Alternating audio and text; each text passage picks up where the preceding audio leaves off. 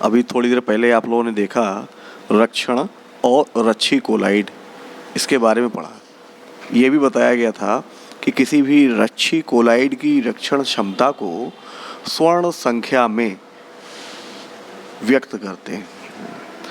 स्वर्ण संख्या है क्या, इसको पहले समझें कि परिभाषा बहुत ही महत्वपूर्ण है और कुछ टिपिकल सी परिभाषा होती है, इसको समझना जरूरी है। तो ध्यान से सुनना और एक नहीं कई बार सुनना कि किसी द्रव स्नेही कोलाइड की मिलीग्राम में वह मात्रा, किसी द्रव स्नेही कोलाइड की मिलीग्राम में वह मात्रा जो 10 ml द्रव विरोधी कोलाइडी विलयन का 10% NaCl के 1 ml द्वारा स्कंदन से रोकती है, स्वर्ण संख्या कहलाती है।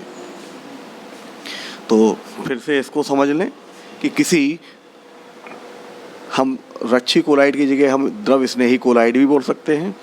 किसी द्रव स्नेही कोलाइड या रच्छी कोलाइड की मिलीग्राम में वह मात्रा जो द्रव विरोधी कोलाइड के 10 ml का 10% NaCl के 1 ml द्वारा स्कंदन से रक्षा करती है, स्वर्ण संख्या कहलाती है।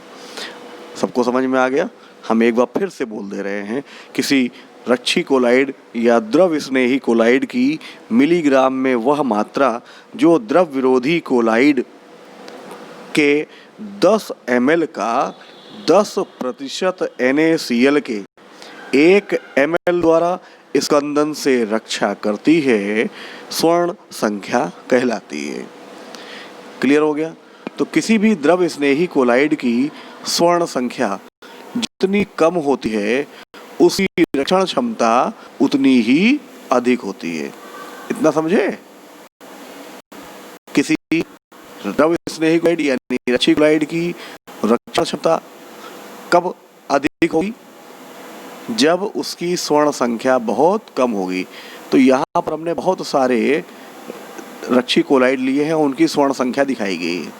तो आप लोग देखें, सबसे कम स्वर्ण संख्या है जिलेटिन की, तो सबसे अच्छा रच्छी कोलाइड हो गया जिलेटिन, क्योंकि इसकी स्वर्ण संख्या का मान 0.0005 से 0.01 है।